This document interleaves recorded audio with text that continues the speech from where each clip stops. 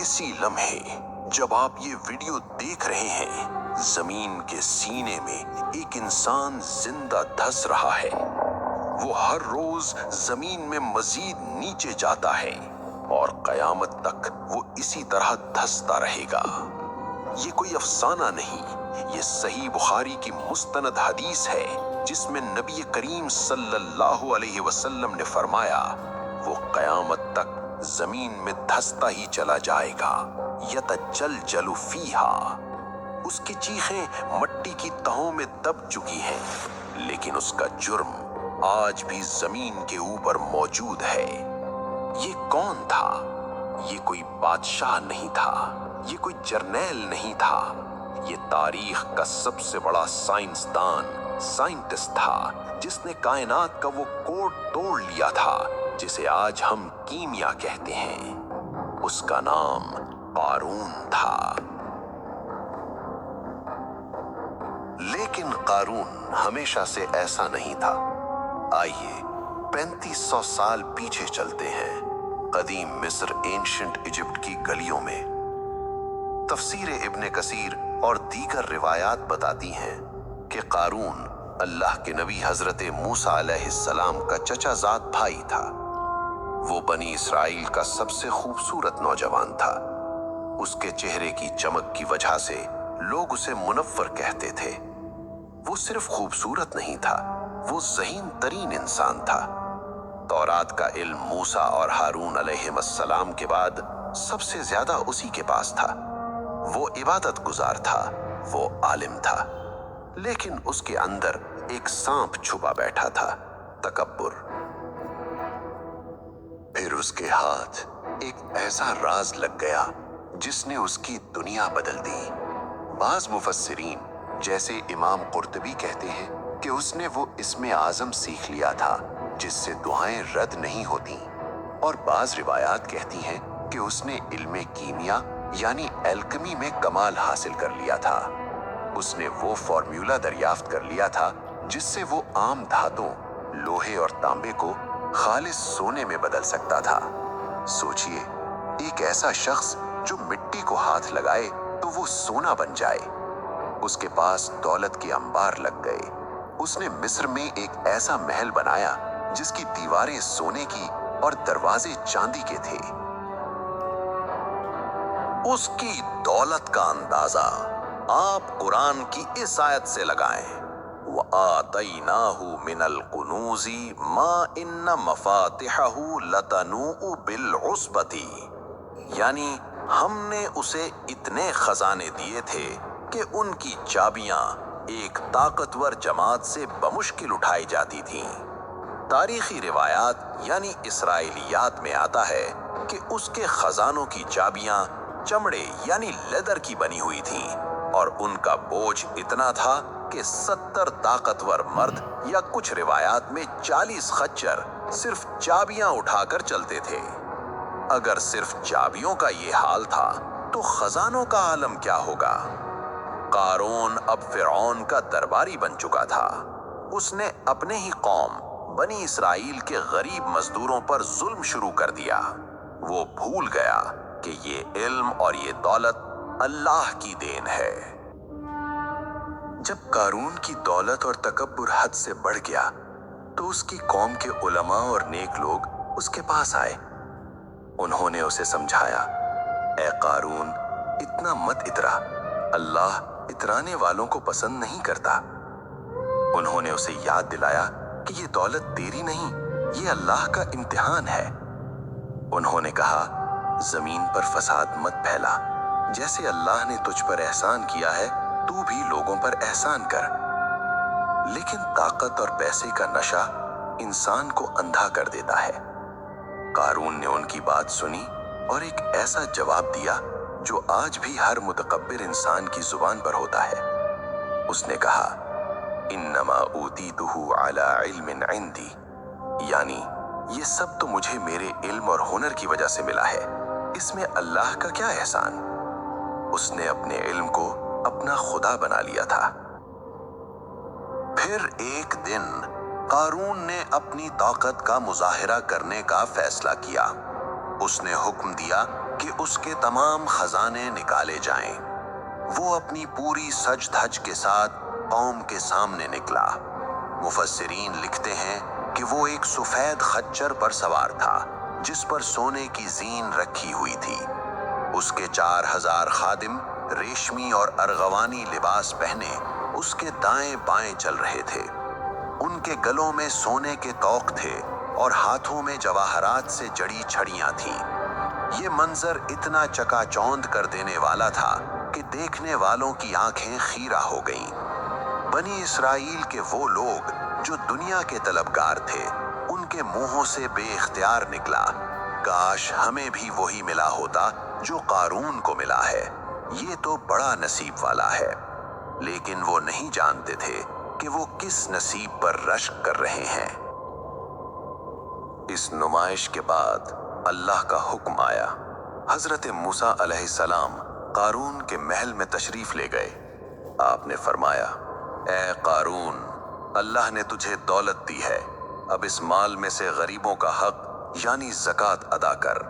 قارون کا چہرہ غصے سے سرخ ہو گیا۔ اسے لگا کہ موسیٰ علیہ السلام اس کی دولت چھیننا چاہتے ہیں۔ اس نے حساب لگایا تو زکوٰۃ کی رقم لاکھوں دینار بنتی تھی۔ اس کی کنجوسی آڑے آ گئی۔ اس نے نہ صرف انکار کیا بلکہ ایک ایسی گھٹیا چال چلی جس نے اسے تباہی کے دہانے پر پہنچا دیا۔ اس نے سوچا، اگر میں موسیٰ علیہ السلام کی کردار کشی کر دوں تو لوگ ان کی بات سننا چھوڑ دیں گے اور میرا مال بچ جائے گا۔ یہ اس کی آخری غلطی تھی۔ قارون نے بنی اسرائیل کی ایک بدکار عورت کو بلایا۔ اس نے اس کے سامنے سونے کے سکے اور جواہرات کے تھیلے رکھ دیے اور کہا، یہ سب تیرا ہو جائے گا، بس تجھے کل صبح ہزاروں لوگوں کے مجمع میں موسیٰ علیہ السلام پر بدکاری کا الزام لگانا ہوگا۔ وہ عورت دولت کی چمک دیکھ کر راضی ہو گئی۔ اگلی صبح بنی اسرائیل جمع تھے۔ حضرت موسیٰ علیہ السلام منبر پر تشریف فرما تھے اور لوگوں کو اللہ کے احکام سنا رہے تھے۔ اچانک قارون کھڑا ہوا۔ اس نے طنزیہ انداز میں کہا، اے موسیٰ، آپ کہتے ہیں کہ چور کا ہاتھ کاٹا جائے اور زانی کو سنگسار کیا جائے، چاہے وہ کوئی بھی ہو۔ موسیٰ علیہ السلام نے فرمایا، ہاں، چاہے وہ کوئی بھی ہو۔ پھر قارون نے چلا کر کہا، چاہے وہ آپ خود ہی کیوں نہ ہوں۔ موسیٰ علیہ السلام نے فرمایا، ہاں، چاہے میں خود ہی کیوں نہ ہوں۔ پھر قارون نے اشارہ کیا اور کہا، یہ عورت کہتی ہے کہ آپ نے اس کے ساتھ گناہ کیا ہے۔ مجمع پر سناٹا چھا گیا۔ موسیٰ علیہ السلام کا چہرہ جلال اور حیا سے سرخ ہو گیا۔ آپ منبر سے نیچے اترے، اس عورت کے سامنے کھڑے ہوئے اور قسم دے کر پوچھا، میں تجھے اس ذات کی قسم دیتا ہوں جس نے بنی اسرائیل کے لیے سمندر پھاڑا، سچ سچ بتا، کیا یہ صحیح کہہ رہا ہے؟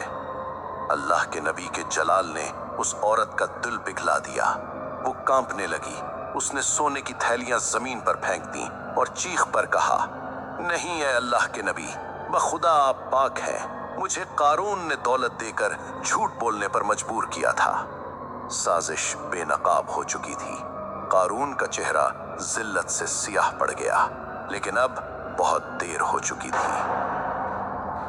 موسیٰ علیہ السلام نے اسی وقت سجدے میں سر رکھ دیا۔ آپ رو رہے تھے اور کہہ رہے تھے، اے اللہ، اگر میں تیرا رسول ہوں تو آج قارون پر اپنا غضب نازل کر۔ اللہ نے وحی بھیجی، اے موسیٰ، ہم نے زمین کو تیرے حکم کا پابند کر دیا ہے، تو جو چاہے اسے حکم دے۔ موسیٰ علیہ السلام نے سر اٹھایا۔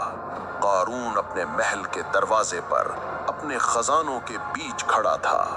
موسیٰ علیہ السلام نے زمین کی طرف اشارہ کیا اور فرمایا، یا اردو خذی ہے، اے زمین اسے پکڑ لے۔ اور پھر زمین نے اپنا منہ کھول دیا۔ زمین اچانک نہیں پھٹی بلکہ آہستہ آہستہ اس نے قارون کو نگلنا شروع کیا۔ موسیٰ علیہ السلام نے حکم دیا، اے زمین اسے پکڑ لے۔ زمین نے اسے ٹخنوں تک جکڑ لیا۔ قارون ہنسا، اسے لگا یہ کوئی جادو ہے۔ موسیٰ علیہ السلام نے پھر کہا، اے زمین اسے پکڑ لے۔ اب وہ گھٹنوں تک دھنس گیا، اس کی ہنسی چیخوں نے بدل گئی۔ وہ چلایا، اے موسیٰ مجھ پر رحم کر۔ مگر موسیٰ علیہ السلام نے تیسری بار حکم دیا، اسے پکڑ لے۔ اب وہ کمر تک زمین میں تھا۔ اس کے خزانے، اس کے محل، اس کی آنکھوں کے سامنے زمین میں غرق ہو رہے تھے۔ اب قارون گڑ گڑانے لگا، اے موسیٰ رشتہ داری کا واسطہ، میں تیرا چچا زاد بھائی ہوں، مجھے بچا لے۔